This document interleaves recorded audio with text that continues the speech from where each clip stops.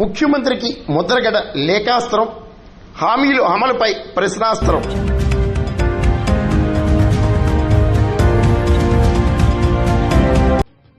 కాపు ఉద్యమ రథసారథి ముద్రగడ పద్మనాభం మళ్లీ లేఖల ఉద్యమాన్ని చేపట్టారా అంటే అవుననే సంకేతాలు వెలువడుతున్నాయి. ముఖ్యమంత్రిని సందేశిస్తూ శుక్రవారం ముద్రగడ పద్మనాభం మరో లేఖాస్త్రం సంధించారు. మోసాల ముఖ్యమంత్రి, అబద్దాల చక్రవర్తి చంద్రబాబు నాయుడు గారికి అంటూ ముద్రగడ పద్మనాభం లేఖలో సంబోధించడం ప్రాధాన్యతను సంతరించుకుంది.